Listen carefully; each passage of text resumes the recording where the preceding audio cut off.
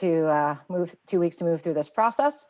For today's purpose, we're going to take the proposals and agreements that we've drafted in session 3 and before, or where we're at right now, meet you where you're at in the stream, and chart that path forward for implementation. We're going to talk about now where we all go from here now that we've created and jumped into this project stream collaboratively, and what we'll do is what we're calling TFPA stream keepers, this concept of trying to develop what traditionally is called a project pipeline in the world of project management, and actually moving it to the concept of a project stream, and this idea that some of us are in the eddies on the side and some of us have been in the stream already and some of us are moving in there. So just thinking through and beginning capitalization strategies for TFPA and 638 projects today, getting a clear picture of the work ahead. So that kind of idea of a 100-day plan or what you're going to do in the next 30 days. And then to check in today before we get started, we're going to talk a little bit about capitalizing TFPA and 638 projects. We're going to then do our last breakout on where does our stream go and developing a path forward. And then we're going to have a sharing circle as we get ready to close out and then close for the day as we talk about our path forward. So with that, I'd like to introduce again Don Motanik of the Intertribal Timber Council for our invocation today. Don, good morning and thank you. Hey. The opening is Nez Perce language, which is my grandmother's language. Although I'm enrolled with Umatilla and also Klamath background through my father's family, my mother's family is Coeur d'Alene, also some French background. Tatsmewi, good morning. Katsialia, thank you for giving us this fourth session to share ideas, knowledge, and blooming relationships. Thanks and appreciation for all the work with preparing this workshop. Purpose of our tribal blessings and thoughts is to provide another transition point for our minds, hearts to reflect and step into a new day and grow together in a community that was new and will be renewed after today, hopefully. This blessing and transition is to provide hope to mend our fractured forest, rangelands, grasslands, and people with connecting the Western science and traditional knowledge from thousands of years of symbiotic relationships and languages. Today, the journey starts and returns with caretakers listening and continuing their work in sessions. We hope the advice has created a story arc with emotional beats that hopefully includes some humor for the caretakers that are needed to mend our dynamic communities. We now have a wonderful opportunity to return on our journey as caretakers. In the end of our sessions, we can return to our communities and share our new gifts of knowledge along with evolving relationships to create a better society. Katsiayo, thank you for giving us this day together. Oh, thanks so much, John, for that. So as we get started today, we're going to move into the capitalizing TFPA projects and 638 projects.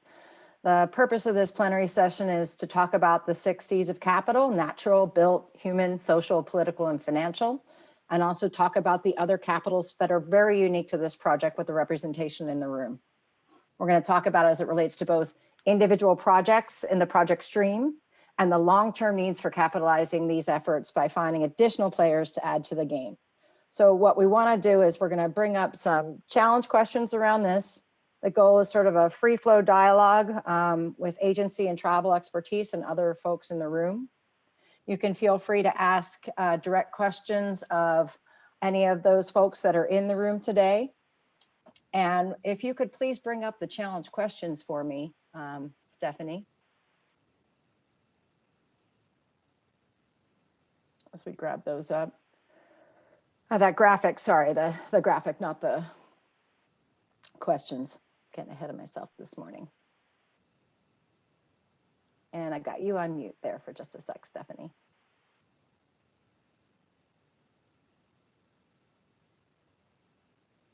Great. So as you can see here in my graphic, besides the fact that I'm not a graphic designer, some of those capitals I talked about: natural capital, human capital in terms of physical, people power, political capital, social capital, the built environment capital, and financial capital. So there's a lot of other capitals besides the money, which we tend to go to right away. Other values in the room are tribal values and knowledge. There's project experience on the tribal side and the forest side. the Forest Service side of experience with the processes and the laws, regs, and policies that tie to the Forest Service. And so I just wanted to kind of put this up here to start thinking about shared interests, the types of capital, how these capitals integrate. Some of the things we talked about in earlier sessions about high and low context, about how tribal members approach and perceive of projects on their traditional lands and that are currently in Forest Service management, and how the Forest Service looks at managing them from a more traditional ecological standpoint, or human, social, ecological, and economic standpoint. So what I want to do then is move over to the challenge questions then, if I could, Stephanie. Great. So what we want to talk about in this session is a couple of things, and feel free to move outside of this if that makes sense. What are the next steps for implementing TFPA 638 and project plans? What's your follow-up plan? Oh, we're on the wrong one right now. Sorry, I just realized, Stephanie, we're looking for capital.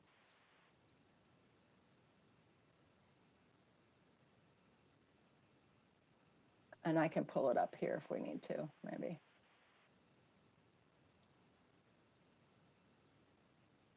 Should I pull it up on my side, Stephanie? Why don't you pull that one up? Okay, great. Always working in that space of grace with technology.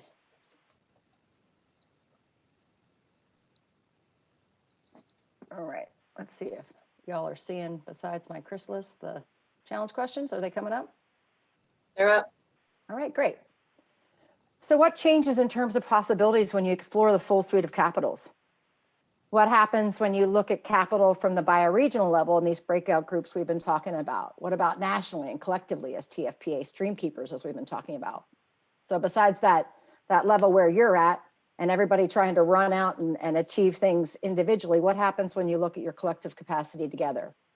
And the last question that we want to bring in the room is, how do you manage the at times challenging intersects of things like right now budget reform being integrated into the Forest Service process? That's just going to take a little bit of time to norm itself.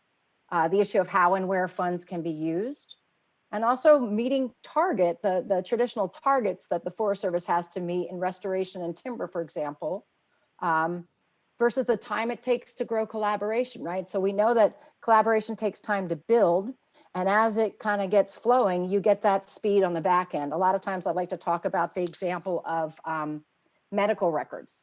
Remember when all the medical records were in paper files, and now when they transferred them over to electronic, it's a lot easier for you to get to your information and what you need, but it took a long time to kind of scale that and implement it. So there's this sort of front end investment for a back end return on collaboration. So with that, I'd like to open up for some questions or some inputs on this from folks.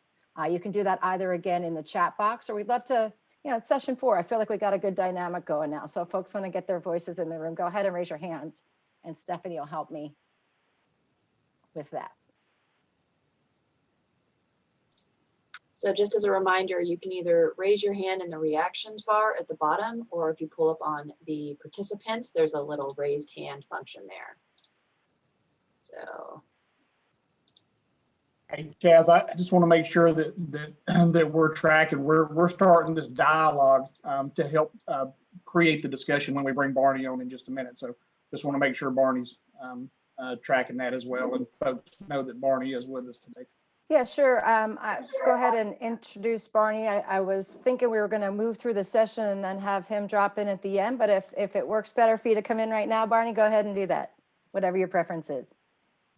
Yeah, so maybe I got my signals mixed. I thought we were going to bring Barney in up front, but we can definitely use these challenge questions and help drive the conversation. But I think Barney's got some content that he wants to use as well. So yeah, so why don't you go ahead and introduce Barney, and let's use these to help drive the conversation. Sure, great, thanks, Gary. I'd like to introduce then to everyone today, Barney Gant. Barney is in the Associate Deputy Chief's position of the U.S. Forest Service in the Washington office. And so Barney, welcome, thank you. Hey, good morning or good afternoon, just really depends on what part of the country you're in. And so thanks for that, Chaz, and thanks, Gary, also for the invitation. So I just want to kind of give just a couple of comments this morning. I know the chief and also John Crockett have been a part of the workshop. But, me and just working with tribes is something that's really important to me. So before becoming the associate deputy chief, I was the deputy regional forester in Region 5 or California. And the tribal liaison position worked directly for me as a DRF. And so as many of you know, there's a tremendous number of tribes that federally and not federally recognized tribes in California. And I see Rowena there on the screen. So Rowena, good morning to you as well. And, and so even then, it's just really working with the tribes, with, the work that we do, and then really trying to capitalize that tribal people were really the first land managers, and how they took care of the land, for their food and subsistence, and just really just managing the land for the future. So our work is really important. And I really like to, think about how do we try to capitalize and take advantage of the knowledge that tribal members have, and really work to engage our tribal partners with our management of the national forest. And I'm not talking about just because it says it in a manual or, this is a process for consultation. I'm talking because from the standpoint of being true partners, where we talk to each other, we build relationships and look at how do we capitalize on what each other brings as we look at managing the national forest.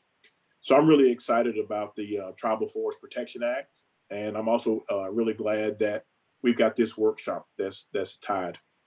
Chaz, this might be a slight change, but I would love just to maybe take about 10 or 15 minutes if I could just hear from the tribal members on a couple different things. Is how are things going, and what are some things that we can do better in our relationship as we work together with taking advantage of the different tools that exist in the toolbox for us. And one of the things too, I wanted to challenge the Forest Service personnel as well. We have a tremendous amount of work that needs to happen across the national forest. We're at a huge backlog. Chances are we will never get all the positions that we want or all the money that we are requiring to manage national forests. So that being said, how do we really work with our partners and take advantage of their skills to help us with managing the national forest? And so really the question is how do we manage ourselves to kind of step out of the way and let others help us as we manage the national forest? And I think our tribal partners and the tribal community is a great place to be able to make that happen. And so I'm excited from, what are those opportunities, whether it's working on traditional burning or doing thinning and fuels work, helping with maybe some of the surveys that we need to happen. And so I want us to really think about how do we open up and really work with the tribes to help us with the work that we need to have happen. And then for me, there's no other greater stewards of the land with the tribes, with working on the historical lands that the tribes, have been on for years and years. So that's what I want us to do. I want us to kind of, as an agency, step back and then really think about how do we engage, how do we particularly let tribes help us, and then how do we use the tools that are available for us to make that happen. And then, so, that's probably the biggest thing. And so, Chaz, I would just love if we could maybe take, 10 to 15 minutes just to hear from the tribe, what's working well, and what are some areas that we can do better as we continue to develop our relationship. And Don, I just want to thank you too for those opening comments. I mean, they couldn't be any more welcoming and also more true with our work together. So I want to thank you for those opening comments. And so, Chaz, I'll turn it back to you. I do have to the top of the hour, so I will be listening and taking notes for the remainder of the hour as you guys continue on with your workshop. That sounds great, Barney. What we've been doing, if it sort of in the context of the last couple of sessions, we've been thinking about framing things in two different ways. We've been talking about this concept of it's not a matter of is the glass half empty or is the glass half full, but how do we raise the water in the glass working together this couple of weeks?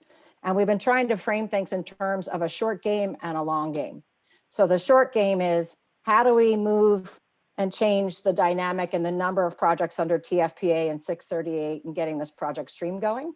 And then on the long game, some of those bigger questions about integration and bringing together, you know, moving into those broader spans of working together that you spoke to about, you know, tribal burning practices, et cetera. So I'm seeing quite a few things light up in the chat box right now. I don't see, Stephanie, do we have any hands yet? I'll go in there and see. Jason Robeson, streamlined contracting service agreements is going to be key moving forward. Dave, you got a bit there. Do you want to bring your voice into the room? And then Helena? Yeah, good morning. And good morning, Brian, Barney. Good to see you again. Let's see. I've been learning quite a bit this past couple of weeks, and come to find out, we don't have any trust land specifically on the Tahoe, but immediately adjacent to our Boca Reservoir, where we have a larger restoration effort underway. We're planning for. It's a meadow and seems to be really apropos to the interests of the Washoe tribe. Where I'd worked before in the Lake Tahoe Basin, we actually pulled off a TFPA project where there are trust lands and worked really well. And so the only thing that I'm thinking about as I begin to open up the conversation is that this land, the tribal land, is in Region 4 on the Humboldt-Tyabe.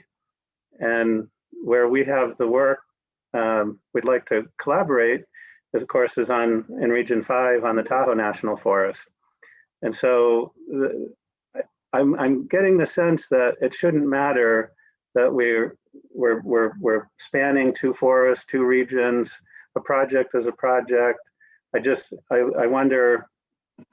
It just enlarges maybe the collaboration. There's probably equal numbers of people on each forest that would want to be involved. And so I was trying to think if there was an example of a project like this where we're spanning that all those different jurisdictions. Thanks, Dave. So Dave, think about it this way. So think about, the agreement that we not too long ago signed in Region 5, looking at shared stewardship with the state. And so with that agreement, it was across the whole landscape, working with the state. And so for me, as I think about the work that needs to happen, if I'm thinking about shared stewardship, if we got a relationship, why not the whole? And I think sometimes we look at it as, hey, it's got to be on this polygon or within this county or this land base. And I would challenge us to think about, are the tribes, even though they may not necessarily have any tribal lands on the Tahoe National Forest, but I would go even further to think, are there opportunities for the tribes to do work on the National Forest, even though historically there might not have been any on the Tahoe? So I would say for us is to take our blinders off and to be able to take a look at the overall and look at what resources are there. And then we build and design whatever agreement we need to in order to be able to do that. So I'd say that it's us, Forest Service, getting out of our own way because we need help. And so if that's the issue, is that we need help, then how do we open the doors to let other people help us? That's great. Yeah, I appreciate that because, as you know, we use the Service First a lot with the Maidu Moortown Rancheria, but there are no adjacent trust or tribal lands with them to the forest. So this one I think has a great deal of possibility, and I'm really excited and been inspired by this workshop. So thank you for that feedback, Barney. Thanks. And of our tribal partners that are in the room, looking to see if we have hands. I'm scanning quickly, Stephanie, in our chat, and also 4 hands in the room. I know also that one of our NGO partners is interested in sharing. Mary's got something to share also. So maybe while we check on that, have Mary Huffman bring her voice into the room. Thank you, Chaz. I appreciate that. And thank you, Barney, for your words. They're very inspiring. I wanted to think about one sort of angle related to fire with tribes. I work for the Nature Conservancy. I facilitate the Indigenous Peoples Burning Network. And I think one of the challenges for tribes in fire on Forest Service land is that the Forest Service is willing to say, yeah, come burn with us, come help us get this burning done in your ancestral territory. But the baggage that comes with that is you have to burn in our way, meaning you have to burn in the Forest Service way. You have to get your certs and quals. You have to, be in the IQCS system and those sorts of things. Whereas in some tribes where their fire cultures are surviving and even thriving, there are people that have been burning since they were children and who learned with their grandmothers and grandfathers and who have become really exquisite fire practitioners in those places where their people have evolved. And so I think there would need to be some door opening that says, come burn with us. You can burn in the way you need to, and we will accept your fire culture on par with ours. I'd certainly defer to other tribal people as to whether or not, if the Forest Service said, yes, come burn in your way through self-governance, and we trust that the tribes train their people in these sacred practices, rather than you have to jump into our system and behave in the way that we do with fire. So Mary, thank you for those comments. And for me, as we talk about putting more fire back on the land, because fire is going to be a must to try to get our forests back in a more resilient state currently than what they are, which talks to me about, well, what tools and resources do we have in order to make that happen? And so I think, like in this case, is we're going to need tribal people to continue to challenge us, because in my opinion, I think this is one of those that we're kind of in our own way, and we need to continue to work at that, with all the requirements that are needed and everything else. And so don't let that go, Mary. Please continue to push that issue for us, because if we truly want fire back on the land, if you think about the fires that occurred this past year in the region in Oregon and in California, if we truly want to change that, that means we're going to have to change our behavior. And so, which means instead of burning over 4 million acres with wildfire, then how do we put prescribed burning back on that? And then how do we take advantage, and I don't mean take advantage in a bad way, but virtually, how do we use those resources that are wanting to help us? How do we do that? And then how do we change the structure and processes and procedures to do that? So that would be the thing for me, is I like help. I don't like turning help down. And so when people are willing to help, we just got to figure out a way to be able to do it, Mary. So thank you for those comments. Thanks, Barney. I'm just going to check in. We start into the breakouts at 9:45. So just want to frame our time here. We've got about 15 minutes right now.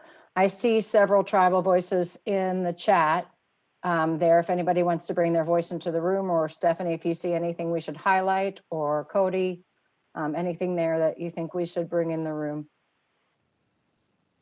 Jason Robeson on the chat, just FYI, he's got a number of folks from Cow Creek in the office together. So those are like 3 tribal voices and one in Jason's chat box regarding funding for TFPA projects, that it's a challenge and this should be a priority at all levels for Forest Service. Jason also mentioned earlier about streamlining agreements. And then why don't we go to Cody? He's had his hand up, and then we can also bring in Jim's voice either directly or via chat. Cody? All right. Thank you, Barney. Just a couple comments. I think it was Dave's question. So recognizing that BIA regions don't necessarily align with Forest Service regions, I think it's important that you reach out to those neighboring tribes or tribes to neighboring forests to see what the opportunities are. And to Mary's comment, most of the tribes have their own BIA funded fire programs that meet the 310-1 fire standards that all the federal agencies have. So that's typically not an issue. So I think a lot of times we look for challenges that aren't really challenges, that if we communicate with our neighboring forests, let them make a determination on what adjacency is, frame the project, frame the need. I think most of the time we find a solution without having to get into policies and regulations that might restrict us from doing so. And I think a lot of tribes, again, have mentioned process and contracting. And for the Forest Service, 638 is new. And I think I said this yesterday, but for tribes, it's something we've worked with for 40 years. So we're very comfortable with it. We're very experienced with it. And it's just a matter of figuring out how this mechanism through an agreement works with the Forest Service versus how we've traditionally known it in Department of Interior. So I just want to, again, encourage people to reach out and have that communication with your neighboring forest, because I think there's almost always solutions to the things we see as challenges. Thanks, Cody. And then did we have Wes maybe, or Jim? I saw you in the chat there. Sweep those up, or if anyone wants to come into the room, and Keith. Let's go with Wes. Wes, you're muted. There you go. Appreciate your comments. I'm really new to this process, but I mentioned earlier, I spent some time on our tribal council here at Wind River Reservation in Wyoming, and we're on our western boundaries, the Shoshone National Forest and the Bridger Teton right next to that. And then we have Yellowstone National Park just off our northwest boundaries. And, you know, just looking at the big picture of public lands, and I mentioned this the other day, if it were not for the removal of Indian people, there would be no public lands. And now here we are still, you know, trying to find a way. How do we get involved in our lands? That was formerly our lands. And so all the public lands laws that come out of Congress pretty much ignore us and eliminate us from having any access to what was formerly our lands. So I think there's a bigger picture here that really has to take place. How does the Forest Service leadership view that? How are we going to take that message to Congress that, hey, Indian people need more involvement? And I know, you know, President Biden came out with his consultation plan. You know, consultation is atrocious most of the time for most of us tribes trying to deal with Forest Service and Park Service. And we also have the BIA to deal with. Some people have great forestry BIA departments, some of us don't. And we're always getting in each other's way. And so I really think that in my work on water rights, I've really realized the importance of tribal historic preservation offices. They're the ones that maintain the cultural and archaeological oversight that we have on our lands, which we now call public lands. And so I really think there's a bigger picture here. How do we really include tribes?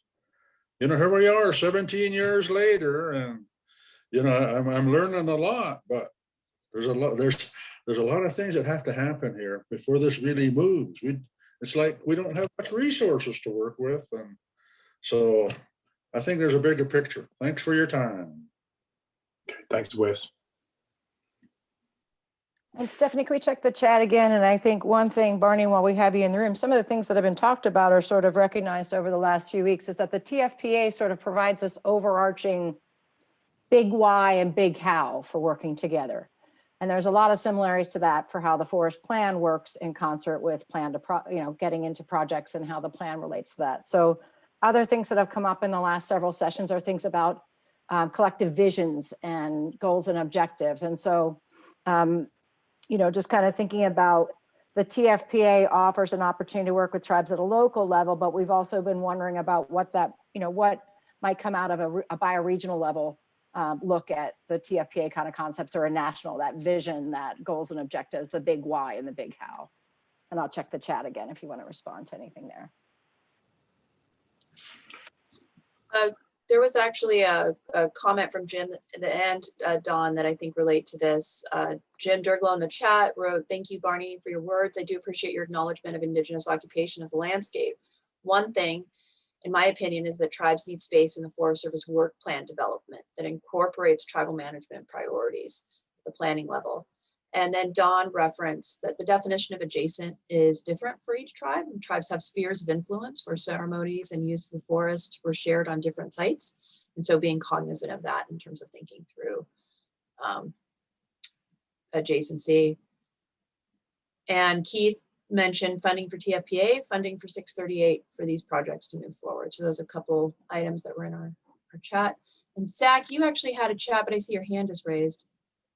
So maybe defer to you if you want to open up your line. Sure. Good morning. I'm Zach Welker with the Kalispel tribe in Northeast Washington. And we're in the, I would say, middle phases of a large TFPA project on 90,000 acres that we're trying to manage fire risk, improve forest health, and things of that nature. And I just wanted to put a bug in your ear about, I think it would be helpful for headquarters to give some direction to the regions that the TFPA is a tool that we can use to push the boundaries of environmental stewardship within national forests. I think that in our experience, it's a little bit challenging for the region to think about stepping away from the base protections of the forest plan and do some of the innovative buffer work and things like that that the Kalispel tribe wants to do. And so having some clear direction to the regions that, you know, this TFPA, the main feature here is collaboration and partnership. And if the Forest Service just expects the tribes to come in and play by its rules, that's not really a true partnership. And granted, we're not trying to diminish the existing protections, but we're trying to exceed those in ways to protect our trust resources. So thanks for your attention. Sure. I just like to say that, you know, for like, you know, the national office with Gary and others with, you know, with pulling this workshop off. And it's not, for me, you just don't have a workshop just to have a workshop. There has to be some meaning that comes in on the back of that. And so that's what this is. And so one of the areas that I oversee in my role in the Washington office, so Gary ultimately kind of reports underneath the structure in the Washington office. And so I know that once this is done, there's going to be some recommendations on how do we try to move forward and take advantage.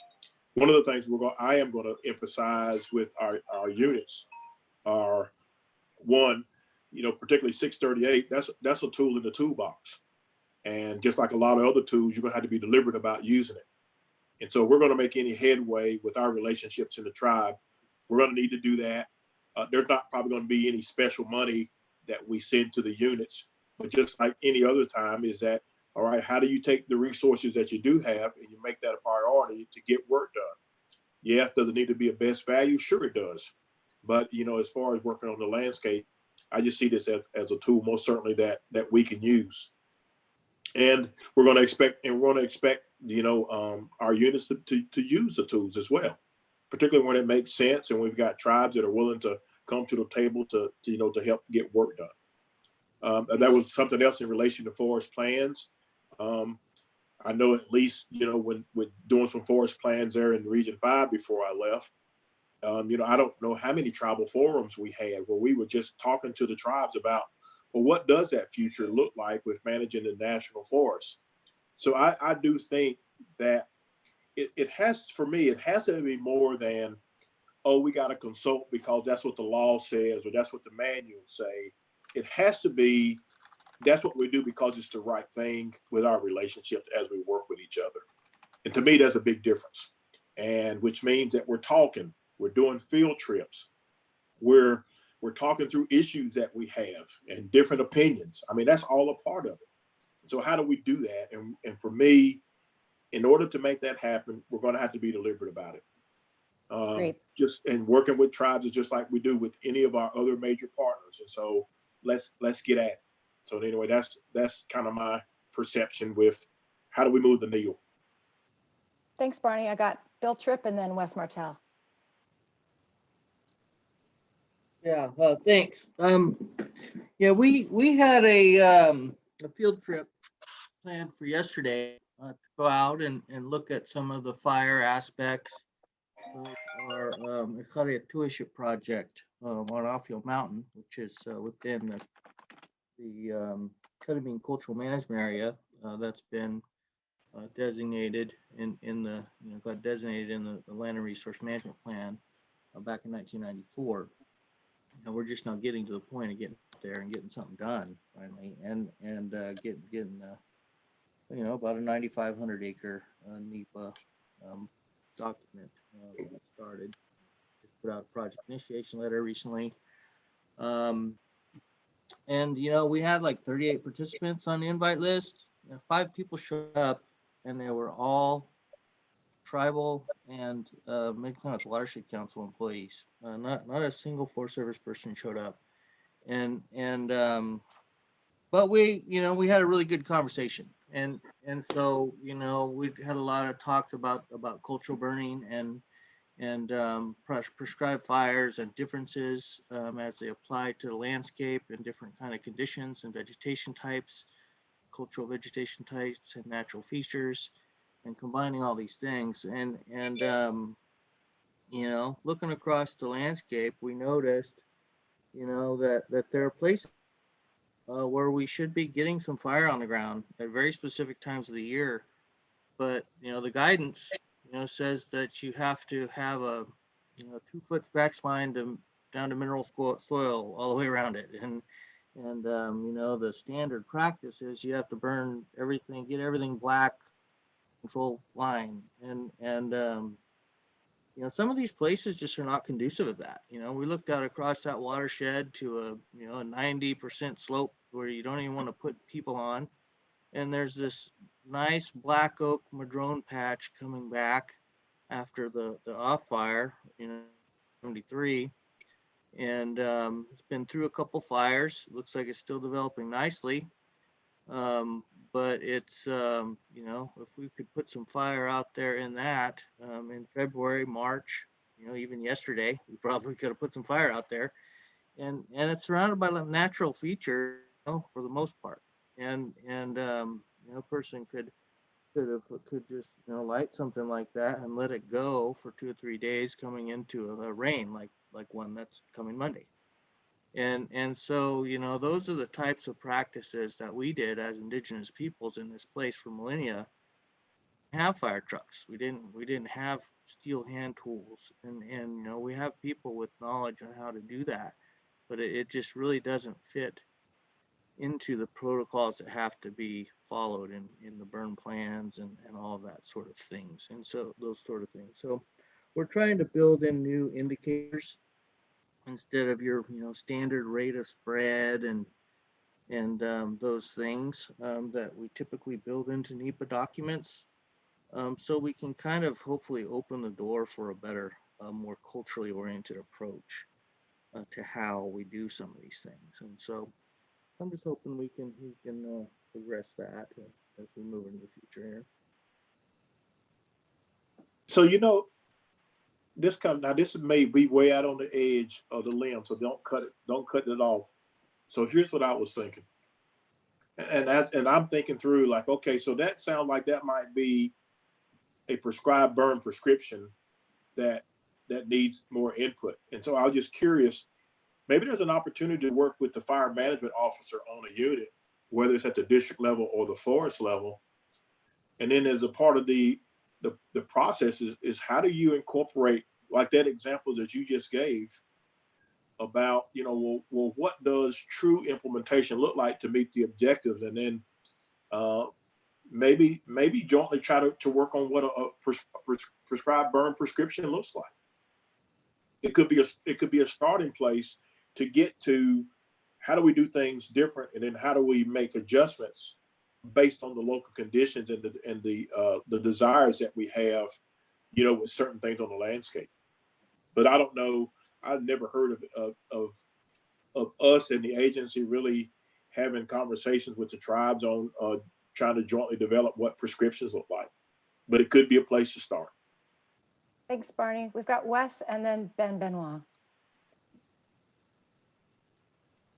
Yeah, back when the Environmental Protection Agency was formed, they came out with an Indian policy.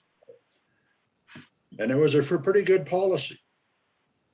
It recognized tribal government, it recognized treaty rights, it recognizes cultural and traditional concerns related to the environment. And now we're talking about the forest. And as indigenous people, we had ways of managing and protecting the forest. And like I said earlier, that's our land. And that was our way of protecting the forest. And now we have to come to you to get permission to do that. And so, you know, I'm really trying to find out where we're going here, because it sounds like you're not bringing any resources to the table, and we have to come to you to get your permission. You know, the 638, the title of that is Indian Self-Determination and Education Assistance Act. And I'm hoping the Forest Service understands that, Indian self-determination. And so, you know, we've got a NAT that really doesn't have anything to back it up.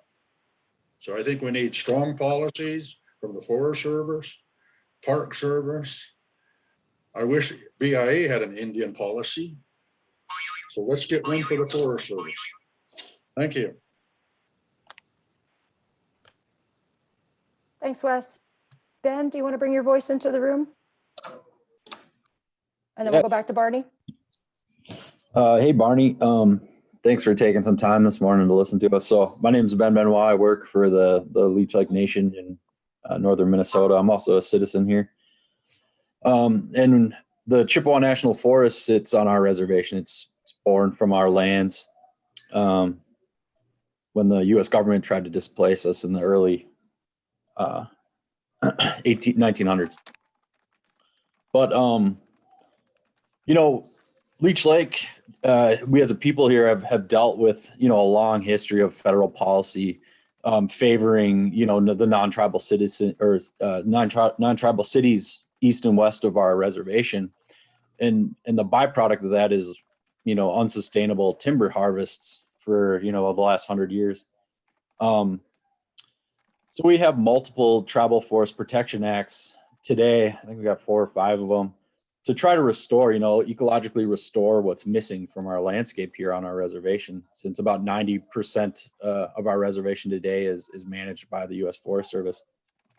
And I think when you were talking earlier and you asked, you know, why do you consult? Is it because of, you know, because some law tells you to?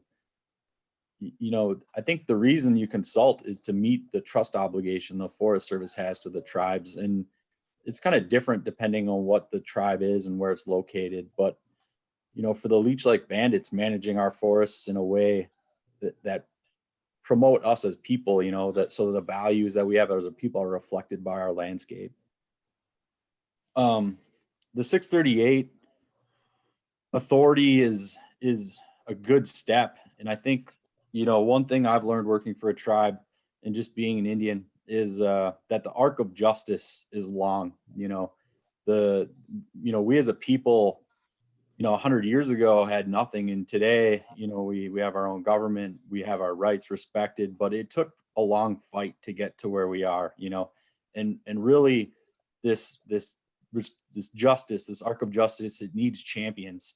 And the thing that, you know, as I've been sitting on this workshop the last, you know, 2 weeks, you know, my head's been spinning a little bit because of all the talk about what the 638 can't do. You know, it can't do this, it can't do that.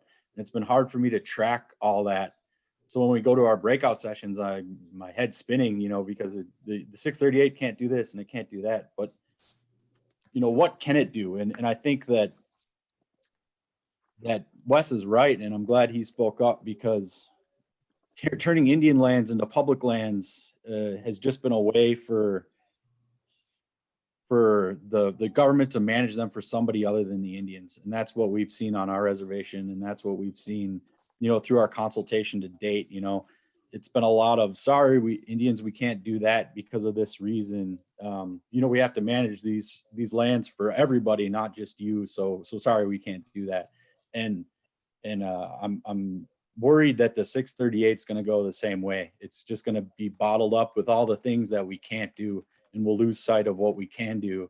And it'll prevent people from dedicating the money that we need to do these projects, because they're too worried about the things that can't be done. So that's all I wanted to say today. Thanks for your time, Barney. So Ben, I appreciate that. I kind of think the way you do is, for me, is don't give me 15 reasons on why I can't. Give me one or two on how I can. And so I think maybe as you guys go to your breakouts, and Gary and the other folks, is where can we use it, and not focus on what you can't do, but I want to challenge us on what we can do with the tool to really expand it. So anyway, I appreciate those comments. I really do. Thanks, Barney. And so this is the point where we were going to be transitioning to some breakouts at 9:45. I think what I'm going to recommend that we do is just move that into plenary right now and stay in plenary, and just have a little bit more time with Barney, and then talk kind of collectively about the capitals and those sorts of things going forward. If that is of concern for folks, please anyone PM me directly and we can make pivots as needed. I'm just kind of getting a feeling that, while we have Barney in the room, while we have this time, that folks can share the air a little more together. So how about other folks? Anything you see in the chat there? Stephanie, I'm looking for hands here. We have some additional comments regarding exploring ways to combine 638 into stewardship agreement. We got some good comments from Jason about, from Cow Creek. Climate change and increased wildfire risk present an immediate threat to tribal lands and resources. What direction has the administration provided to the Forest Service to streamline the project review process to expedite much needed management actions? So on the environmental expediency piece, the administration or the department hasn't given us any direction on what that looks like currently. I don't know how many of you were able to participate with some of our new NEPA regs. And, we were looking at the use of a couple different category exclusions, and their CE, Council of Environmental Quality, and the Forest Service are being sued currently on those tools. So those are a couple, but we still have other tools that I think we should be able to really look at, identify what the purpose and need are, and just really think the appropriate tool and then the appropriate amount of analysis in order for us to be able to get work done. So, so for me, I also oversee litigation. And so those are the things that I challenge the units as we do through litigation is, one, we got to process, do the best you can with the analysis that you need. And then let the process move. Because the reason I say that is we've got a problem. We have millions and millions of acres of backlog that need to be treated. And we need to do everything we possibly can and use every different tool that we possibly can to be able to try to make a difference on the landscape. So for me, it comes down to, what's that level of risk that we have? And then for me too, I also think that we don't talk about the no action alternative, which means if you do nothing, what are the effects of doing nothing? And that has a drastic cost as well, but we don't talk about it very much. And, that's one of the things I think we should think about, putting that a part of the story as well. Thanks. Do we still have Keith in the room? I'm having a little trouble on my end, Stephanie, with my screen share, but I thought I saw Keith's hand up. Keith, are you in the room? Yeah, I'm in here. I was going to say something, but Ben, he spoke for Leech Lake much more eloquently than I would have. So thanks, Ben. And I want to flag, we have a lot of dialogue going on regarding stewardship agreements in 638. And we've got that tagged as something we can follow up with a little bit later. But Cody had his hand up. So this is Barney. Something that would be really nice is, so I'm having some connectivity issues. And so I'm on my iPad. So I'm not able to look at people when they're talking and then read the chat. So I don't see what's going on in the chat. So if you guys could read some of that, whether there's comments or not, that'd be great. And then, still do questions, but if you could read some of the comments as well, that'd be wonderful. Copy. Stephanie, what are you seeing in there for me right now? We've read a lot of them already. I'll go through and see what else I might have missed. But Cody has his hand up. So let's turn to Cody and then I'll find out what else we might have missed. So we've had a bunch of support from the WO, from regional office staff. And I've heard in a number of different situations that sometimes regions don't understand this or forests don't understand this, but if you can't get your local units to engage in this dialogue, continue that dialogue up the chain. Again, we've had a ton of support from the WO, and I think that pressure can be pushed down to your local units to make sure that they engage in this process, incorporate tribes priorities into planning, and get these TFPA projects and 638 contracts to the finish line. So I don't want to lose sight of that, and I don't want people to get discouraged just because maybe local staff don't understand this or don't want to do it, because there's opportunities to get it done. It just may take a higher level of conversation.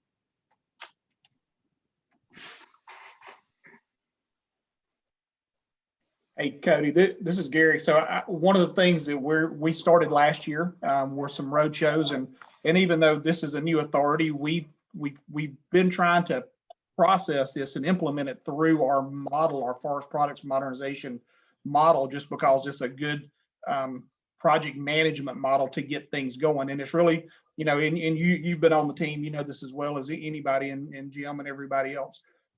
We got this going, I'm not going to say in record time, but we gave ourselves a year and we almost met that had it not been for COVID. The next step was going to be to talk about this and other forest products modernization topics in these road shows. So we were Washington office folks, we're actually going out visiting the field. We did our first one in Region 8. We were all getting on the plane. In fact, Chaz was in Region 5. Ashley and I were getting on an airplane when COVID stopped all travel. So these were some of the things that we would have discussed with the units. We think that the units are they're weary of the emails we sent out and communications, and that face-to-face visits are really where the rubber hits the road. And I think where that that direction or support from the Washington office and from ITC and our group is going to be important. We got to meet with the units. We got to meet with the tribes at that local level. And yeah, that's a lot of travel, but that's something as soon as we can start traveling again, we're gonna get back at it, and hopefully this will really get some traction when we do. So let me respond to Cody. Cody, I really like a few things that you said. Just really looking at the relationship of using Bureau of Indian Affairs as far as that, and then also if you're running into problems at the local level, I'm hearing what you're saying is don't stop there. And so we do have a process. So if you're having issues at the district ranger level, then that district ranger works for someone, and that's a forest supervisor. And if you're not getting any traction there, and then now that forest supervisor works for the regional forester. And if you're not traction there, then the regional forester works for the chief. And so I say that for that is that, yeah, okay, there's different levels of the organization. But I think sometimes really looking at change is that you might have to use all those different levels of the organization. And, so for me, so you got one, all right, so you already had the chief as a part of the workshop, John Crockett, the other associate deputy chief over in state and private forestry, and then myself looking at natural resources as the associate deputy chief in the national forest systems. You've got leadership coverage. And the reason why we're taking part of this workshop is because we think it's important. And so we're going to be communicating that to our units. But if our units seem to be dragging their feet or they're getting in the way, then I've been a line officer my whole career. So I'm going to tell you what I would normally tell people. when your business becomes my business, it's probably no longer your business. Which means, Cody, you like that one, huh? And so, which means, why don't you do the right thing while you have it in your discretion, in your decision space to do it? So, because when it comes, if it gets to me, the amount of space you had probably is not going to be the amount of space you had prior to. Thank you, Barney. I actually have some local forester comments that I wanted to bring up into the room, and then we have some partners that had their hand raised to kind of share some additional ways to think through how to get this done. So Wade McMaster had a couple good comments. Wade, I don't know if you want to jump on at all. But Wade shared in the chat that listening to each tribe's vision of taking care of the land and what that partnership looks like, and being willing to meet tribes where they are and work together to build towards the vision is important. I think that echoes some of what you were sharing earlier, Cody. And Wade also shared a little bit later, and jump in if you want, Wade, but I'm just going to read what you shared. Line officers should be open to some risk when we are partnering with tribes. It's hard to argue with thousands of years of land management wisdom. Anything to add, Wade? Yeah, well, first off, Chalapasani, good day, everybody, and good to see some familiar faces. And yeah, I think on that last one, you know, now that I'm a line officer, I think it's important to know that it's my job to know how to manage risk and know when it's a good bet to take that risk. And, you know, back in the days I was doing tribal relations, just looking at how important it was to partner with tribes, because not only are we getting the traditional knowledge that we need to do appropriate management of the landscape, but we've got some pretty heavy social license at this point. You know, it seems like we're, you know, one of the biggest thing we're always worried about is getting litigated, but, you know, having tribal partners and have them stand behind us on projects, that's one of the kind of the biggest weapons we have as far as keeping litigation off. Hey, Wade, I appreciate that. Hey, I'm going to need, I didn't realize that we're at the top of the hour. I've got another meeting with the chief. So I don't want the chief's business to, my business to be the chief's business if I can help it. So thank you for letting me join you today. Thank you for your candid comments. And Gary, I'm hoping you and Chaz and everyone else, you guys are taking great notes. And then we'll do it. If you guys can do a follow-up brief with me on how things gone, that's fantastic. And then Wade and Rowena, it was really good to see both of you guys. You guys take care. Thanks, Barney. Thanks, Barney. Barney. Take care. So we've heard from some tribal voices, we've heard some Forest Service. I did have Alex Vance wanted to share some thoughts about, you know, where partners can come into the play. So Alex, if you want to unmute real quick.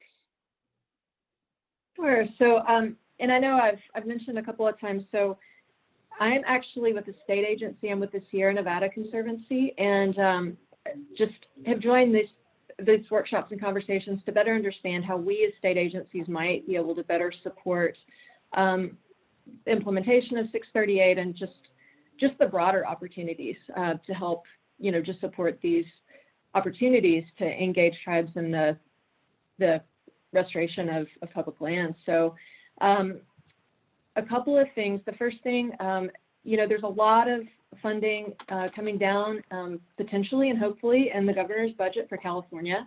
And I think it's going to present a lot of opportunities to work together. So we are a funder. In addition to funding actual restoration, we also have been working with the Regional Forest and Fire Capacity Program through the Department of Conservation, which actually has capacity building funding available. So it's softer funding that really allows us to help build up those capacities for people to do work. So it's really been a valuable resource for scaling up and expanding work. And the other thing that we do at the Conservancy is we really do a lot of work around facilitating collaboration and connecting partners and just connecting various resources. So if you're in California, if you're in the Sierra Nevada region, definitely reach out to me. I'll put my information in the chat. But, you know, there are state conservancies all over the state. A lot of them are involved in the same programs that we are and work in a similar way. And I'm sure, and hopefully there's some other kind of parallel agencies in the other states where some of you are. So I just wanted to put that out there as a resource, and thank you for the opportunity to learn here today.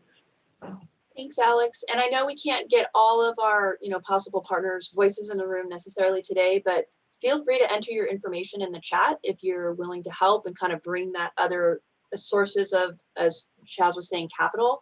And then maybe if those of you are savvy, do a quick reaction, thumbs up or thumbs up or a clap, so folks can maybe see who might be in the room. I know there's a few that have been attending through the course of the 4 days, so there's opportunities out there to bring in other resources and partnerships and deal with the extra capital. So I just wanted to point that out.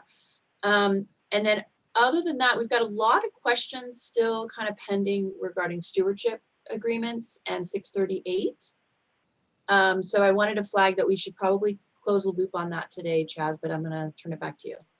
Sure, thanks.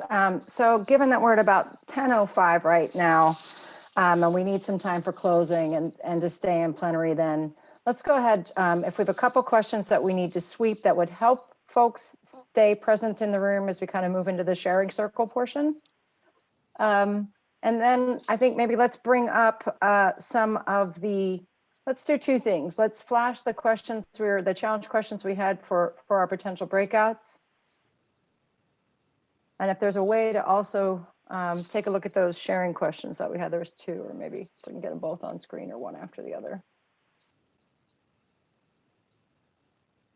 The goal here, we're looking to have folks kind of think about, it's how to move dialogue into action. That was a really, really thoughtful part of trying to design this engagement, was to not sort of have the usual sort of talking head dialogue session where folks are talking a lot, but then you leave and you feel good for a little bit, and then you think, well, what's next? So what, now what is what we're kind of trying to think about as we move forward. Where's our stream go? What's our path forward? So thinking at your local level, at the bioregional level, at the national level of this sort of stream levels, what are the next steps? What's your follow-up plan? Who are the partners?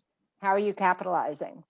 Based on some of those discussions, to kind of bring some of those spaces into the room, those ideas. And then also our final questions about sort of, let's layer this together in this session, because it really feels important to me to have everybody kind of bring their voices in the room as part of us sort of being a collective whole. And so, if you want to comment on some of the breakout challenge questions, or just thinking as we move forward from today, what's the most valuable thing you heard in the last 4 sessions that you might want to share?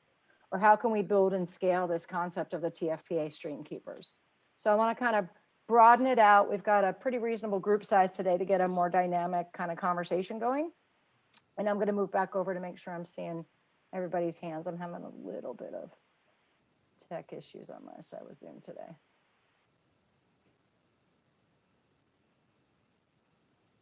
Anybody want to bring their voice in the room? How about something, the most valuable thing you heard in the last 4 sessions, or something on how to build and scale?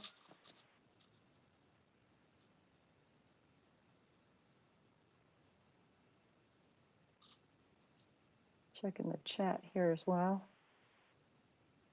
Bill, do you want to speak at all to those mention of the Department of Conservation grants that were just mentioned? Anything on that with opportunities in California? Yeah, we've been working with the governor's office and others in the state legislature on the governor's budget this year, and fire resilience is the big ticket this year in the governor's proposed budget, and so there were a couple pieces that got built in. One is a tribal engagement piece that was initially, at least in the proposal, it was put into CAL FIRE. It may end up landing in Natural Resources Agency for an umbrella agreement type under shared stewardship. So it can pull money from multiple at agency to help assist tribes, but we're not sure exactly how that's going to play out yet.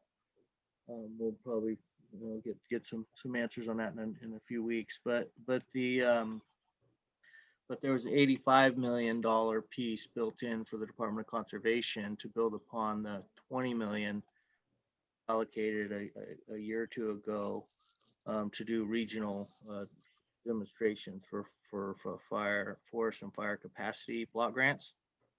And so I just put in some comments on AB 9 yesterday. And so it's looking like it's developing quite nicely.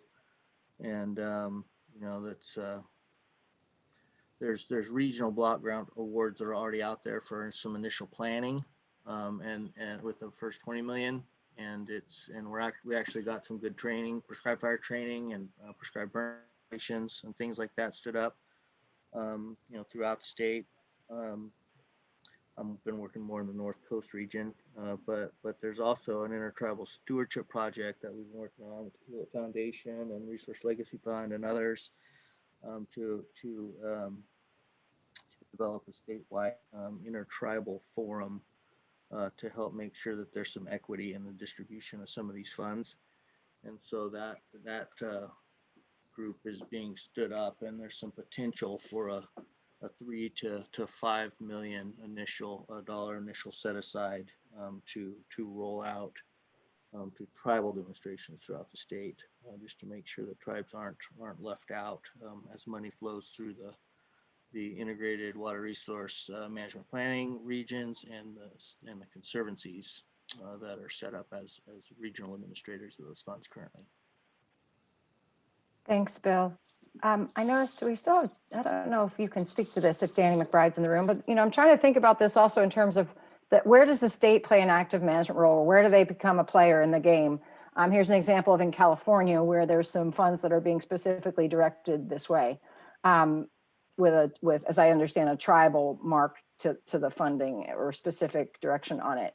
I know in Region 4, in the Intermountain region of the Forest Service, the state of Utah at least has a watershed conservation fund, I believe it is. And so just wondering about some of those other types of opportunities and if there's any sort of cross-boundary matches there that might expand the number of folks at the table, you know, grow the game, grow the capital kind of thing. So I don't know if Danny, if you're with us or if that's something you might be able to speak to.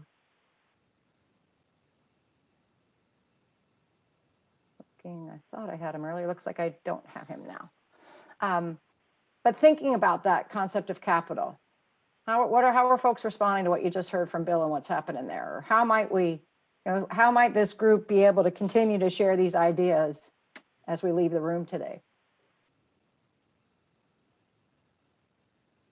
Yeah, this is Keith from Leech Lake. You know, I think about it with the state. I mean, we don't have a treaty with the state here at Leech Lake. We have some agreements and this and that, you know, but I look at it that much like the US Constitution, they need to be held to the national standard when it comes to this stuff. We have a ridiculously fractionated reservation where the Chippewa National Forest is actually the largest landholder inside the reservation, followed by the state, and then thirdly is the tribe. You know, so as you know, the tribe is looking at things, they tend to look at things in a landscape scale, you know, that everything's got this balance. And if we don't have the Chippewa National Forest and the state on board looking at this stuff, I mean, the landscape never truly can receive the true work that it deserves.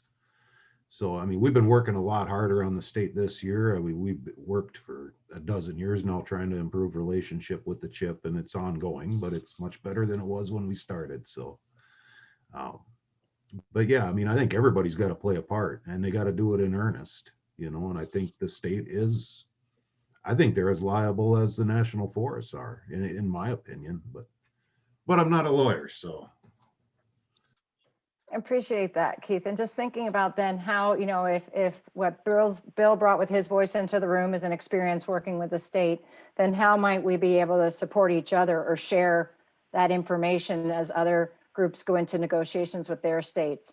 How might things like, you know, we talked about how the TFPA, and if it is a 638 agreement down to your project plan, that becomes something you can walk out and tell a story around, right? About why it's important and what you're asking for support on. And so I kind of wonder then if the TFPA provides that sort of big how and big why, Is that another, if that was developed at, local, national, bioregional or other levels, might that be a supporting artifact? When I say artifact, I mean it from a project management standpoint. That's a term that they use in project management, not to be confused with cultural artifacts. But how we move that forward and how you talk to folks. I'm just wondering if there's, and what spaces do you have to communicate? There's challenges on the Forest Service side of firewalls and things about creating a space for folks, but what's a way to create something like this chat? Just I get so excited every day to come into the room and see this chat. And what I dream of and what's keeping me up at night right now is where's a space for that to continue for everybody here. So just kind of thinking about that. Here at Don, how about the TFPA lessons learned similar to fire?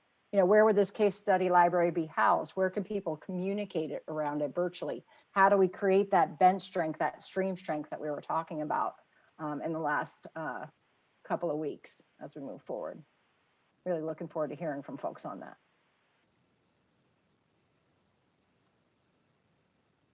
Or challenges as well.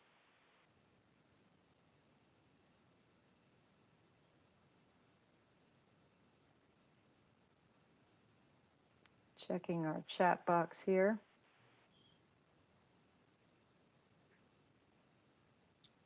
Jamie, do you want to speak a little bit to maybe the concept of this paradigm shift and how it fits into some of the things that we're talking about?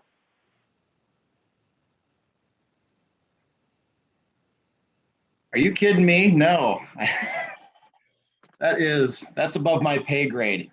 Let me just say, I guess, is that the Forest Service has done a good job at trying to understand previous management actions that have not been to the benefit of trust lands or tribes. And, that's been a long-standing way of doing things where, decades of timber extraction and whatnot, and, developing national forests for recreation with that intent in mind being, at the forefront.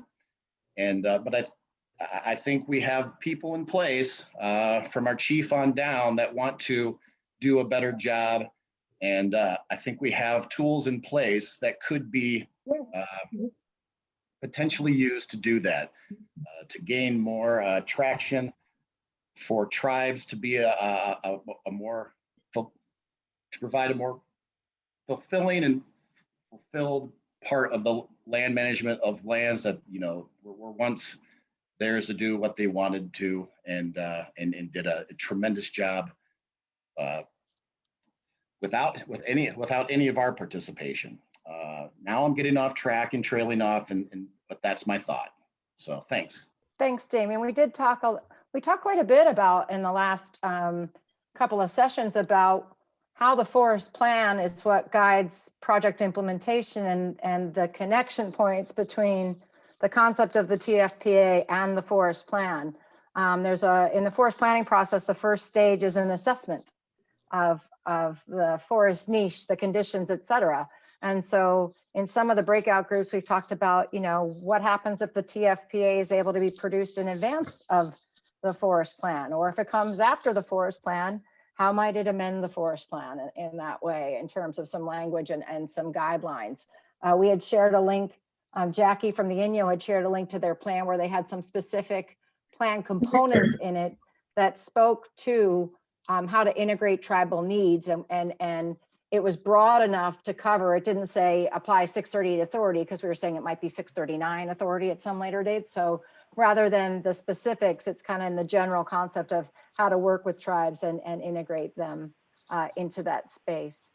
Mary, did you have something? Go ahead. Yeah, thank you.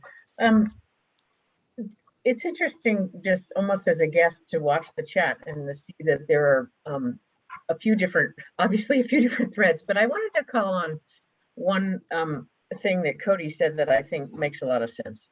And that is that, the Intertribal Timber Council for many, many years has worked hard on putting in place programs, mechanisms, policies, et cetera, that can benefit people in Indian country.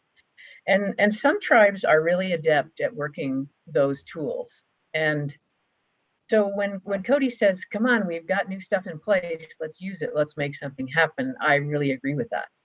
And the longer term issues about tribal sovereignty, power imbalances in the Forest Service,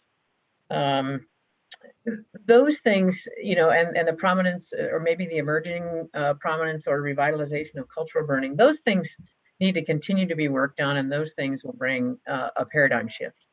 But at the same time, I don't think, you know, I think we should be in tune with, let's grab these new tools that people have worked so hard to put in place. Let's get some good projects on the ground. Let's prove up and see where we go from here.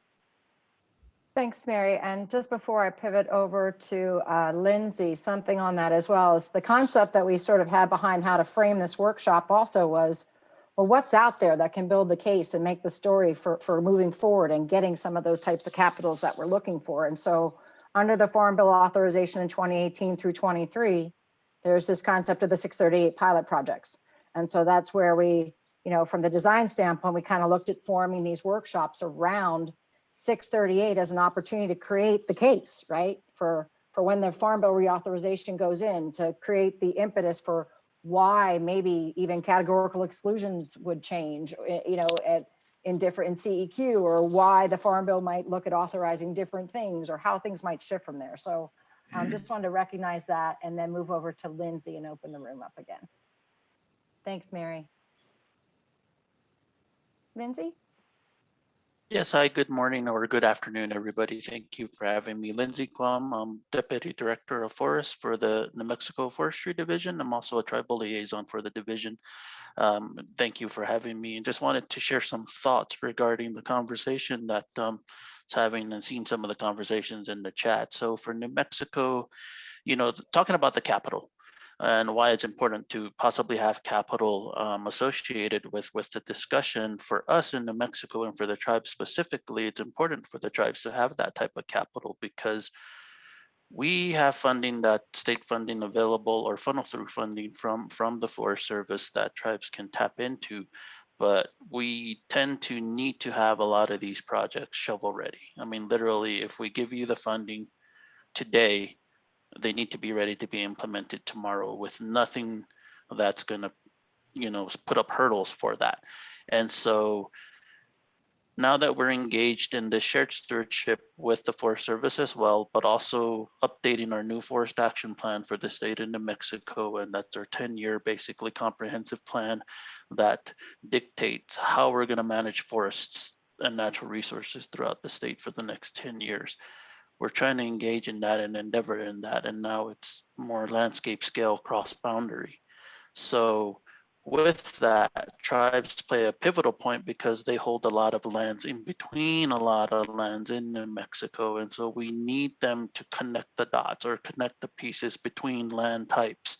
And so that's where tribes play a pivotal role in being a part of this whole process and working with their federal partners to make sure things are shovel ready, so we can come in and help provide any type of gaps or missing holes in funding, in training, that type of stuff.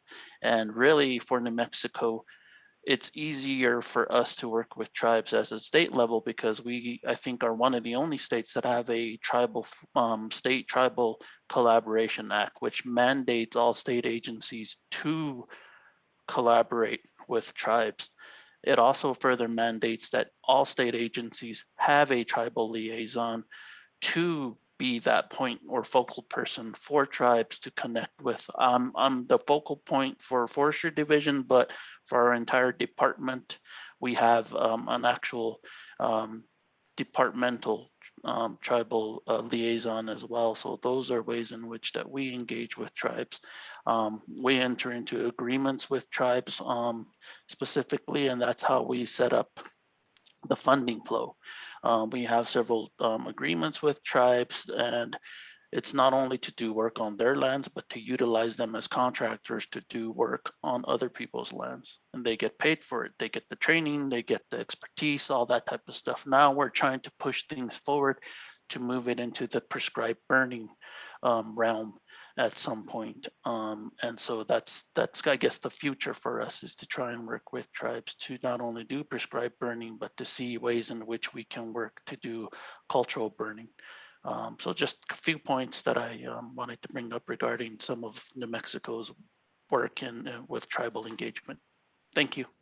Fantastic. Thanks so much for that. You know, as I look around the room, some of the things I'm thinking about now, this idea of the state, you know, the one common thread is sort of everybody needs project management support, all the agencies are trying to go to an all lands context. And the interesting thing to me is that the tribes are the people who in my mind are the people that represent that are truly the people of the land that are cross boundary in all these contexts. So it's kind of interesting if we sort of had it moving that way to kind of move through. And Wes, fair enough, I totally respect that FS going to the tribes and coming back. That is the concept. The TFPA creates a legal sort of or a tool for that.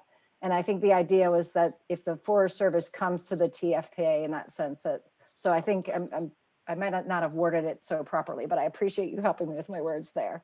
One thing I wanted to add in the room right now to think about with this as we kind of move towards closing out.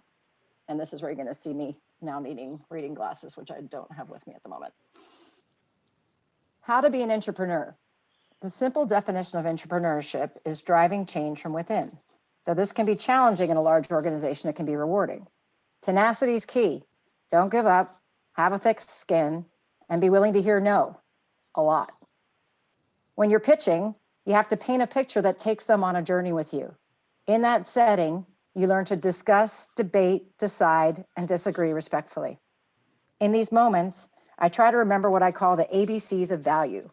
I should always be looking to add value, make sure I'm being valued when those come together. And when those come together, we create value with better ideas and better outcomes. And that was just something I was kind of thinking about today, this concept of entrepreneuring or sort of trying to make the space for these sorts of systems to come into play that kind of move past those, you know, resolve some of those, move through the paradigm shift and into that to be state of working together and stewardship that's been discussed here. And so with that, I want to kind of frame back to the group and see if we have other comments about, I'd like to pivot to the most valuable thing you heard in the last sessions that you want to share, or how we can scale from here as well from folks. Check with Stephanie in our chat.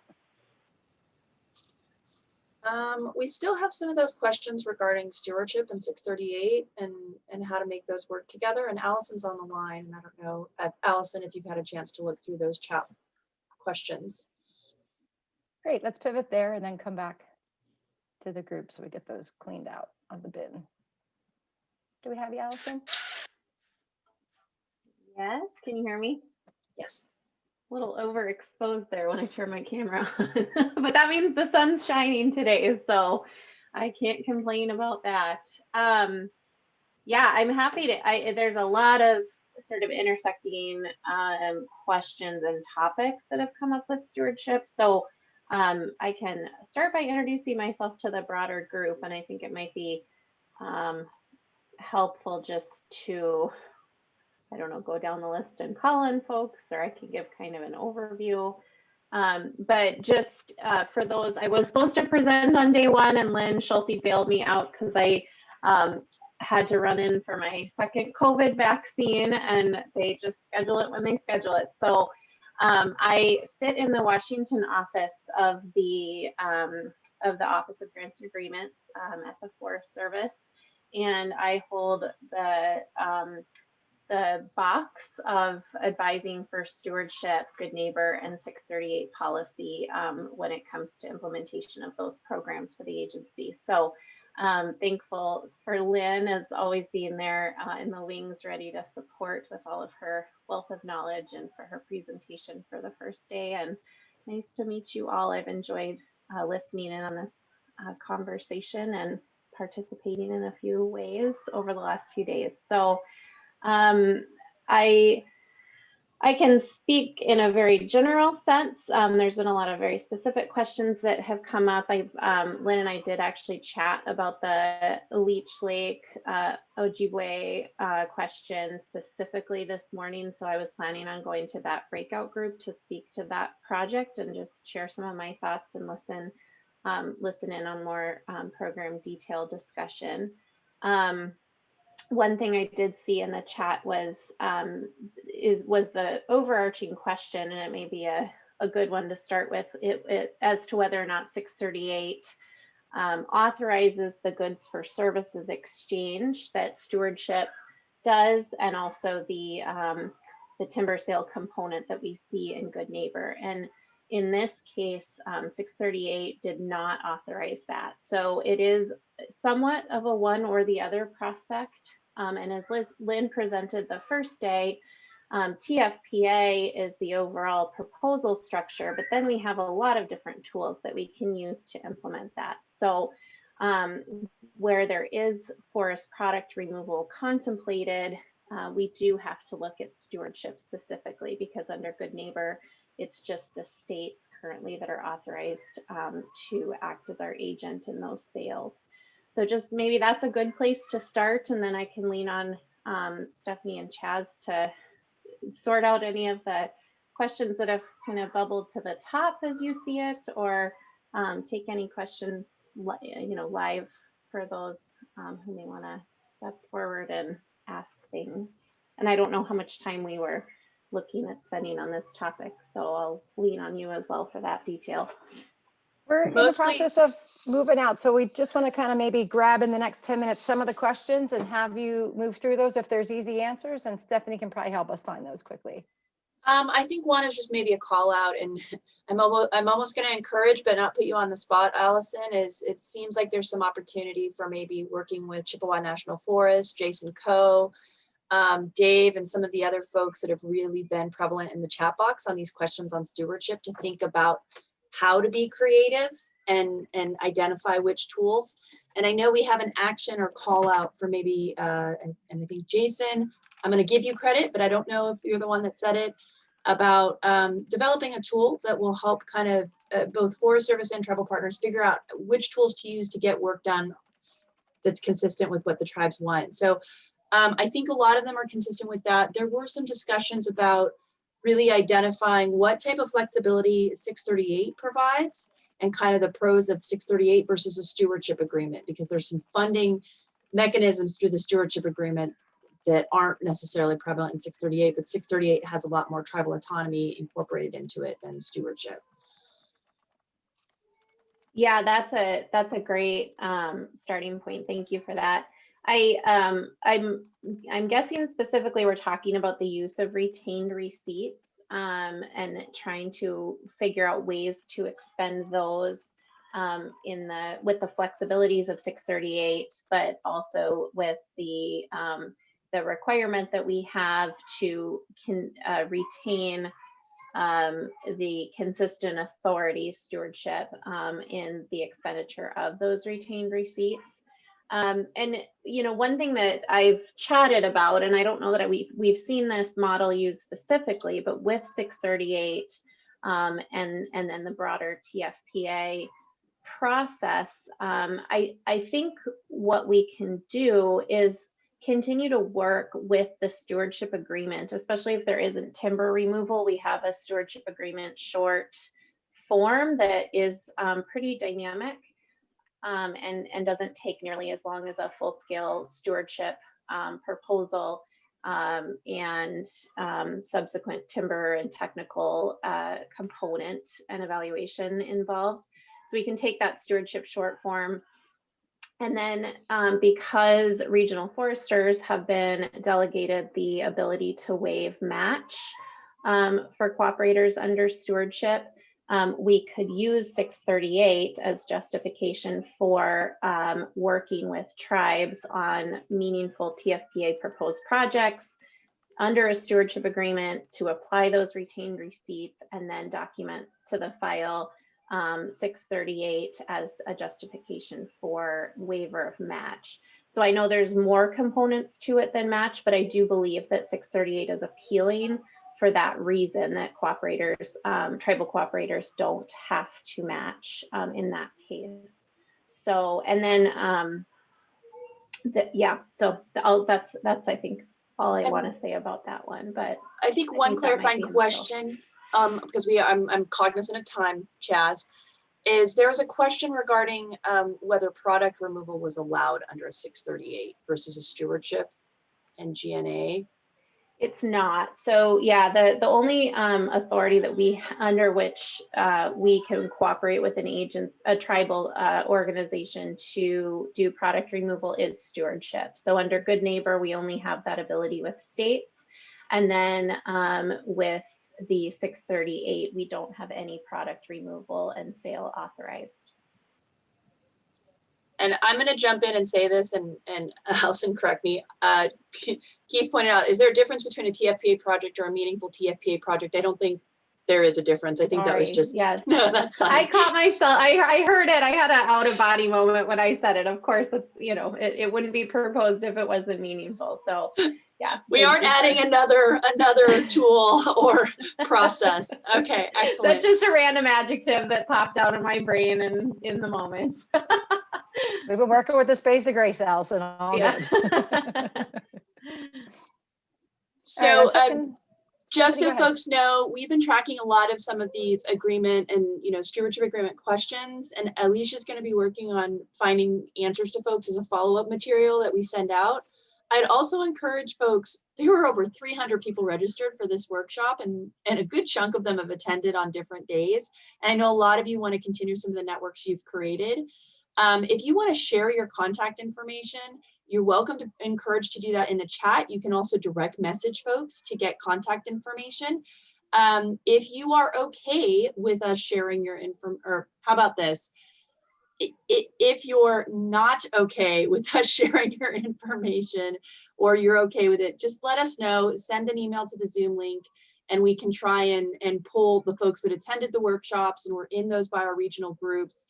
At least you know who was in there with you, and you have the contact information in case you don't already have that. So we want to support folks connecting outside of the discussions we've had today. And that includes, Allison is your Washington office contact for contracts. I'm sure she can help guide you to folks locally or regionally that can also help in working through different agreements, contracts, and best ways to meet the needs of your tribal partners. Thanks, Steffi. And also want to think about right now, if folks just kind of take a couple minutes to load up the chat box, now what, so what kind of thing. We're moving forward. So, do you want to see learning labs on specific topics? Do you want to see more different resources, tools, or graphics? What are things that would help you move ahead that have come to mind for you in the last couple of days? And in saying that also, has this been the right dynamic? Is 2 to 2.5 hours enough? It's a tight space to try to work in, but we're trying to figure out ways that work for folks, meet them where they're at, and is in the right duration and timing, that you can find information, that you can share information, and that you can social network with each other on sort of what's happening here, and keep the stream going. So looking for feedback from folks in the chat or in the room on what would best serve your needs at the project level, at the bioregional level, or the whole here that we're talking about in this last 2 weeks. So I'll watch the chat for a moment there and see if anybody wants to bring their voice into the room.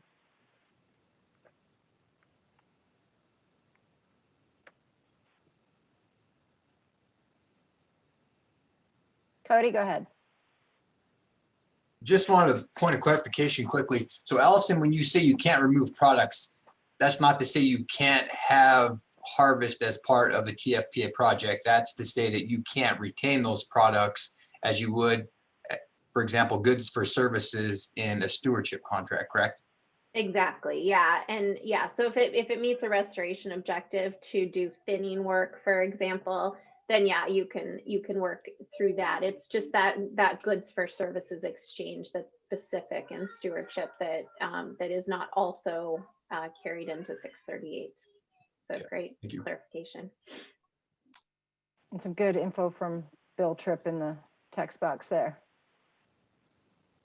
And then Jason, Is there anything that I'm hearing from Dave? What are you looking at in terms of the authorities and restoration management related authorities? Do you want to bring that in the room? Jason Coe, are you still with us? We also have yeah, Eric. sorry. Sorry, go ahead, Jason. Oh yeah. So I'm looking at Dave's chat, and so he was. Yeah, this is the same thing that Mo was saying too. I think that's all it is. And we developed one in Region 5 after a workshop that Lynn Schulte and others came out for stewardship and good neighbor against challenge cost shares and participating agreements, but that was more general vegetation focused. And I think having one that was specifically tribal focused, adding 638 and the BIA kind of interagency dynamic would be useful. Great. Looking back, I'm seeing what Sarah said. Sarah, anything from you on that? I'm trying to jump back in the chat there.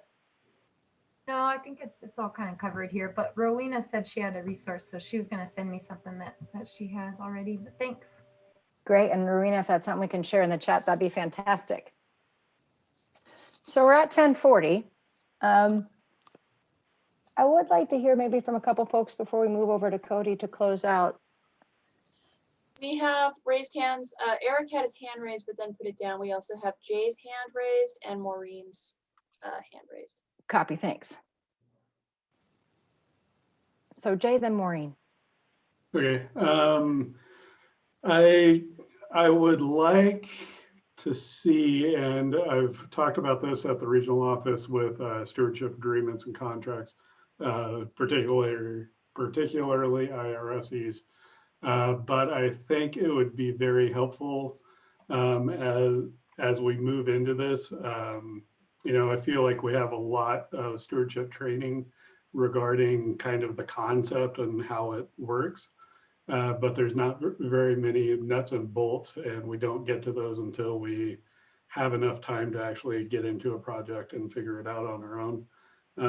I think it would be very helpful, especially as these pilots progress, is just, you know, entering a training or putting on a training to discuss how each of these projects actually did it kind of start to finish, so that we can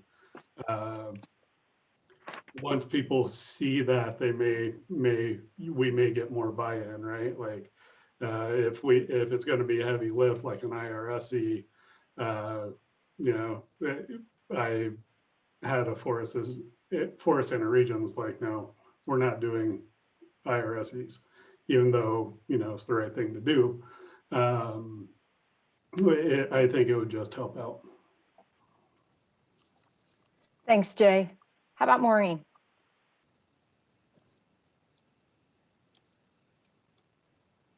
Guys hear me? You good? Oh, you can hear me. Oh gosh. Okay, great. My question is really for Allison, and it kind of goes back to the timber removal piece. And so if we can implement or use GNA to implement the TFPA, then that's where I feel like, or I think that we could combine the state, the Forest Service, and our tribal partners, where the state has the authority to do timber removal under Good Neighbor, where our tribal partners don't. So in that case, if the state and the tribe and the Forest Service entered into that kind of joint agreement under Good Neighbor, under that TFPA umbrella, then the tribes could be remove the timber and kind of use that Good Neighbor revenue collectively to build out more of that restoration work. So I just wanted to make sure that the way I was thinking about the use of that tool, GNA with TFPA, did allow for that joint timber removal with all three parties. Thanks, Maureen. Now, something that's coming up, is Allison, is that one you would want to go back on right now?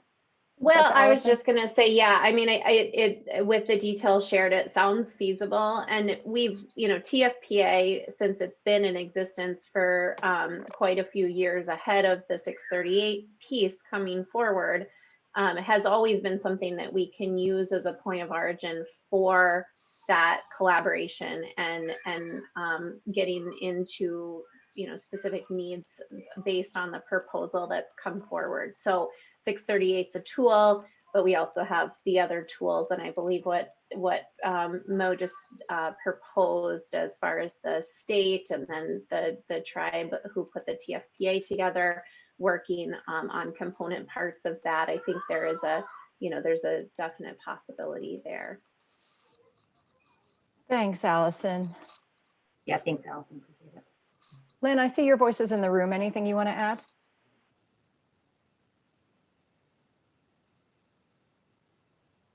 I will just real quickly. I sent to you and to Stephanie that had a brochure that the Office of Grants and Agreements developed, a restoration matrix.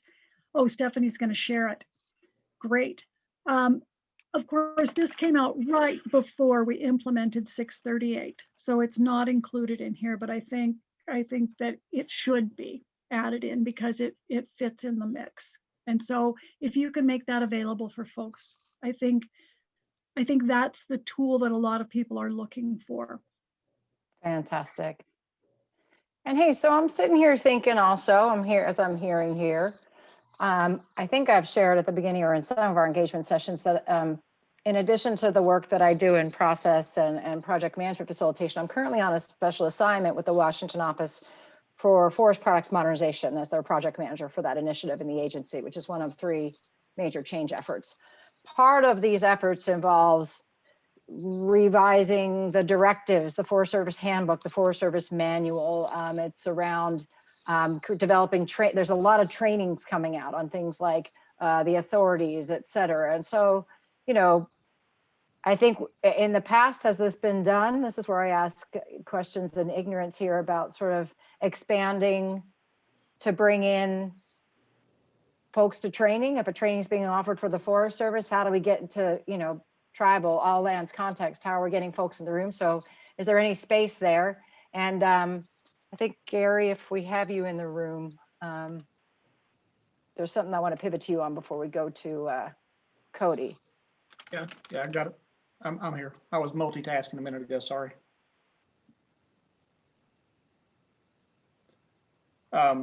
So just a couple of things too before, and I know you had a specific question about training, so I'll listen to that one. But one of the things I've been hearing throughout really the last 4 sessions is how to get better integrated.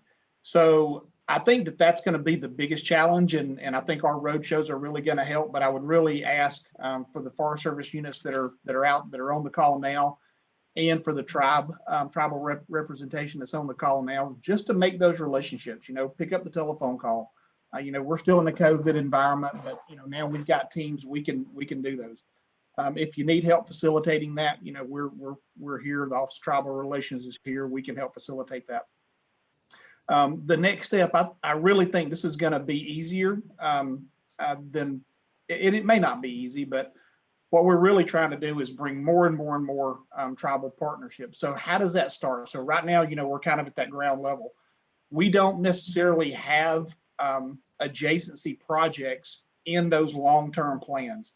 So tribes, if you could identify, well, what has adjacency impacts that the tribes could do through TFPA, whether it's 638 or any other project, and work with the units to identify those and potentially get engaged, because we know that there's money sitting out there, appropriated dollars potentially sitting there to do those projects.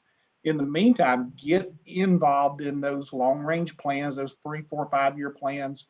When I was a forest supervisor in Alabama, we were working on those constantly, looking at where we were going to be, what was the outcome on the landscape going to be 5 years from now, and how are we going to achieve it. Look at what your proposed projects are and try to get those included in those plans.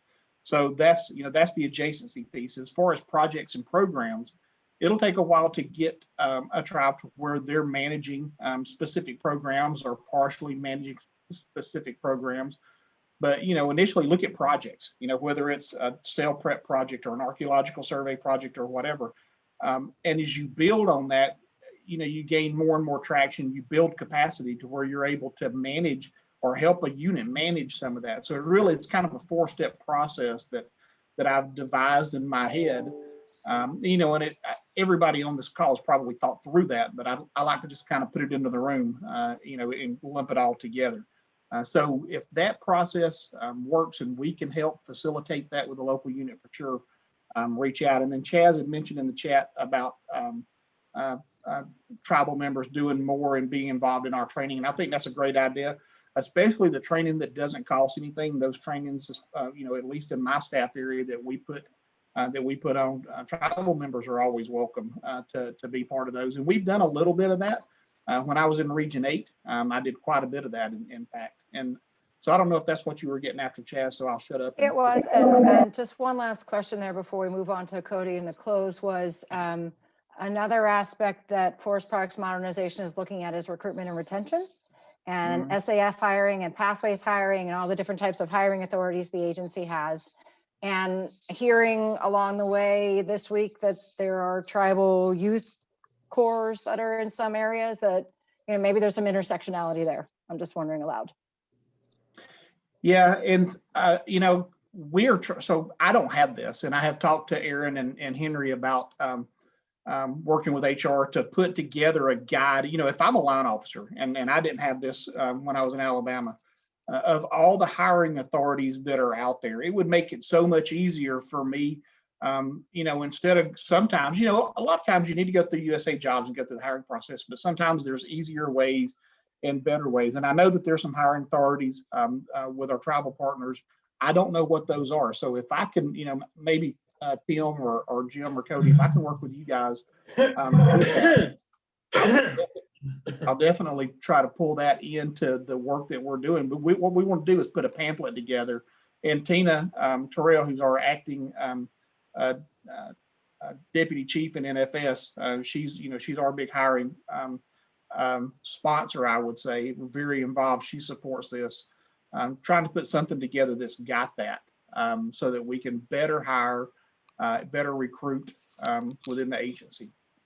And so before we close on that, I also know there was a particular point of interest that came up for me around this also, is that in some of this hiring that's been done, there's been these pathways or students brought into the Washington office or the Fort Collins area where they kind of get that global big picture level at the top of the organization and then move out to the fields. And so I also think about sort of the environmental awareness or organizational awareness that might occur if the same thing applied in tribal youth hires, if that worked that way, or the pathways program. So I'm going to pivot over to Stephanie for the one comment we want to sweep out, the comment you want to sweep out of the chat, and then move over to Cody for our close today. Yeah, close there's for now, not our close for really good. good comments from Cow Creek and then also Tim Miller that I think kind of touch on some of this, and Cody, you're probably going to emphasize this. And I was given permission to kind of share these for folks, and what Jason Robeson wrote in the chat from Cow Creek is really emphasizing the importance of partnerships. That tribal partnerships, Forest Service partnerships is kind of key to all of this. It takes patience, but those relationships are kind of the foundation of what all of this is built on. And then Tim had a really lovely comment about that developing the project is key, but we need to look at figuring out who can perform the different parts of getting the project completed. And that takes that partnership and communication and help point to the mechanisms needed to get the project completed. It's important for the tribe to have that opportunity to identify their priorities, their vision, and what they can and want to do to support it, both on the ground as well as in the development and phasing. And Tim, I paraphrased a little bit, I hope you don't mind, but just really great words I wanted to make sure we shared from our tribal participants.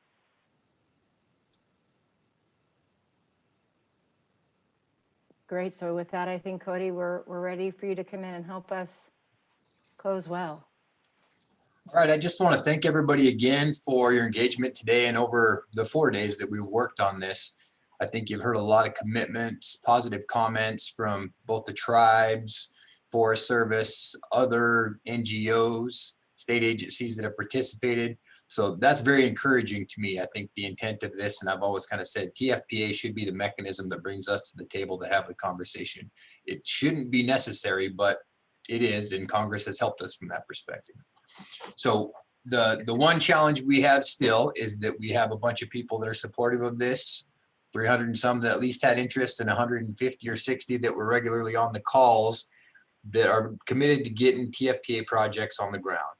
And I appreciate that. The problem is there's a lot of other people who did not participate, do not know, or do not want to engage in this process. So I think that will fall to all of us to try to help facilitate those communications, those relationships, help inform those organizations, whether they be tribal or federal, about what the potential is and how it's beneficial to all parties. If you can incorporate those tribal priorities early, I think it benefits management across the board. It doesn't matter what demographic you come from. Having as many perspectives at the table usually leads you to an outcome that is most desirable by the biggest group of people at the end.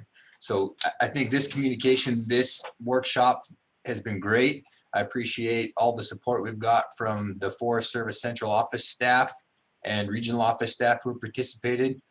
Again, I just would encourage folks, if you want to participate, if you want to submit TFPA projects and aren't getting the type of engagement you want, continue that dialogue up the chain of command. And on the tribal side, maybe that means we just need to talk to some different people. I know as the natural resource director here at Colville, I've got 500 or 600 people under me. So my time is really, really busy. This is a high priority for me, but there may be other people in my position that have other priorities. So you may have to reach down on the staff to find those champions that can help push these projects forward. But I'm almost positive that in every situation, tribes want to have a more active role in management of federal lands, either adjacent to them or in their traditional territories. So again, I'll close by saying thank you again to everybody. Please reach out with any questions you have. If you need help, if you want recommendations based on the experience we have here with ITC and our member tribes, we are here to help and support you. And that goes for both the Forest Service and tribal staff. So thank you again.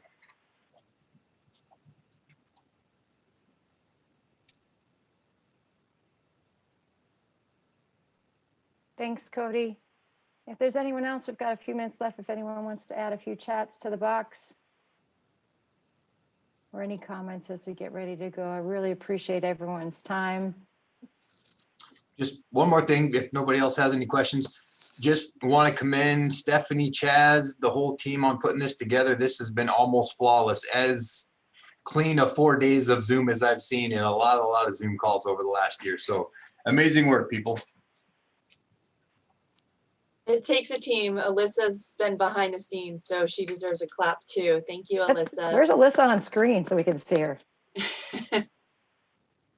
Yeah, and even with me screwing up the facilitation at the beginning of the meeting, y'all pulled it off nicely. So well done.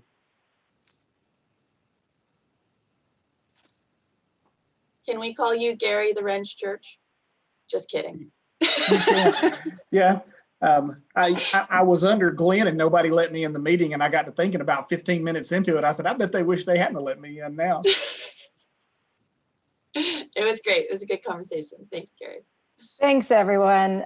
Really appreciate it. So hope everybody has a wonderful day, and I look forward to seeing you on the stream.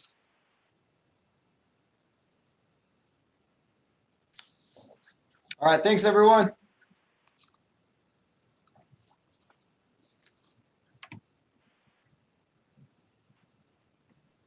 Thanks for being a good sport, Gary. You opened the door. I just had to. I only tease people I like. Nice, good. It's all good. Yeah, I was a little confused on the process to bring Barney in.